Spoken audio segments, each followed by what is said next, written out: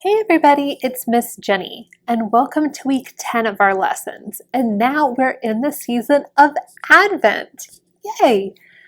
So, last time we talked about the liturgical calendar, or the seasons or the calendar of the church. And we talked about how there are different seasons of the church and different colors. Just like outside there are seasons, there's fall and winter and spring and summer, and outside changes its colors just like in the summer it's a lot warmer and we have more green, and in the fall there's a lot more leaves colors. So just like that, the church has seasons too. And we talked about that. We talked about how the church has seasons and it has colors as well. So guess what? The church year just began. We just started Advent on November 29th of this year. And so November 29th is kind of like New Year's Day. You know how on New Year's Eve you have that big party and everybody pops fireworks or champagne or poppers and you wear special hats and you wait till midnight until it's the new year. It starts the new calendar for our year. Well, guess what? Advent is like our New Year's. It's very exciting. It means our new church year calendar has begun. So if you even wanted to, you could get some poppers and pop them and have a party if you wanted to. The church year has started. Yay! We are now in what's called year B of our church, which means that we're going to have different special readings from the Bible every week on Sunday at Mass. We're reading from different readings. They choose different readings so that every single year we get a really great picture of the Bible. We kind of get to read the Bible all year long if you're listening to the readings. So welcome to this brand new year. Woohoo! Happy church year. And Advent is a very special time. We are waiting, preparing, and we're joyful that Jesus is coming. He's coming at Christmas. Now we all know that Jesus already came and he already was born, but it's just like celebrating an exciting event, just like you get excited for your birthday or a special vacation or a trip or going to see your grandparents. Now, you already had a birthday before, you're already born, but it's a big celebration and you're excited and you're counting down the days till you're having that really special, awesome day. That's what Advent is. Advent is several days where we count down that we're so excited for the celebration and reminder of Jesus coming to earth for us at Christmas. So Advent is a really exciting time. It's one of my absolute favorite times in the church year because it is a time of waiting and preparing ourselves, making sure that we are ready to meet Christ. But it's an exciting time. And we remember all the people who've been waiting so long for Jesus, so excited. It's like if you were going to be waiting for a really special celebrity, maybe you have a favorite TV character or favorite movie character, and you were going to get to meet them, you'd be so excited. I know so many different people have different characters that they love. What if you were going to get to meet one of the Paw Patrol characters or JoJo Siwa or somebody else that was really special? You'd be like, yay! Well, that's how all the people felt in the Bible. They were so excited to meet Jesus. And during the season of Advent, we get to hear stories about them getting ready and preparing themselves, preparing, excited to see Jesus and have Jesus in their lives forever. So this week, our Bible point is God gives us seasons to prepare. Thank you, God. I'm going to say that one more time. So when we say God, and then we're talking about seasons to prepare, which means getting ready. So we're going to put our hands out like we're putting things on a table and getting stuff ready, almost like when you put stuff out for Thanksgiving or for a Christmas meal. So let's do that together. God gave us special seasons to prepare. Thank you, God. One more time. God gives us special seasons to prepare. Thank you, God. And again, Advent is that special season where we get to prepare for the really special birthday of Jesus. It's like the biggest party that you could ever go to, Jesus' birthday. Let's read from our story this week about Advent. This is the season of Advent. The church is dressed in purple. The world outside has its own seasons and colors too. The warm light of summer starts to fade away, and we all wait for longer, brighter, warmer days to return. In church, we are waiting too, waiting for Christmas, waiting for the birth of Jesus. While we wait, we can do special things. One of those special things is called a Jesse tree. It is a tree that has a special ornament on it for each day I wait.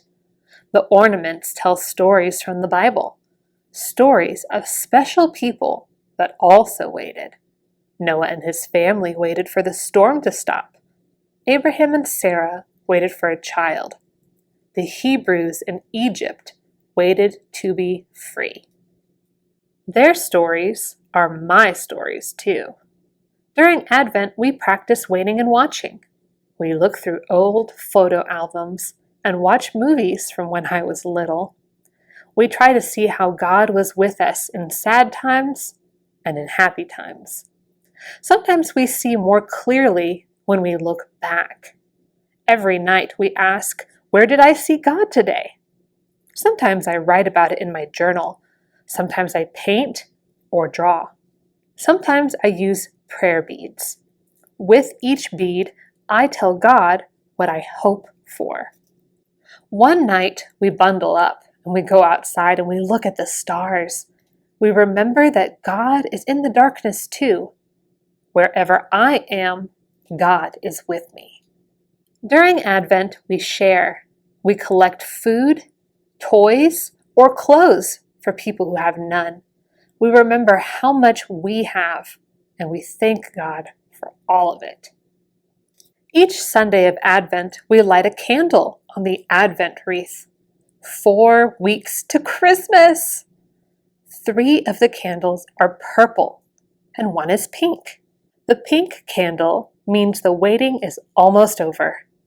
It tells us to have joy. During Advent, I remember someone else who waited. Mary. She waited and hoped Joseph would believe her when she told him she was having God's son. She waited for her new life as Jesus' mother. I wonder what it would have happened if she told God no. But Mary said yes to God, so we remember her. Advent helps us to see and remember what is already true. In the darkness or in the light, God is with us. So that was our story on Advent, and it talked a lot about getting ready and how the seasons change and how this is a new season, a season for preparing for Jesus. And during Advent, if you see behind me, I have an Advent wreath. If you don't have one of those at home, it might be a good idea to start that tradition. You don't have to, but it is a fun way to remember Advent. You get a wreath, or you could even make one yourself, and then you need 4 candles, because once Advent starts, there are 4 weeks until Christmas. 3 of those candles are purple, and 1 of them is a rose-colored pink. We have the first 2 weeks are purple, and then we have the pink rose candle, which tells us it's almost here. Christmas is almost here. It's almost the last week. We're so excited. And then the last candle is the purple one, which is the last week till Christmas.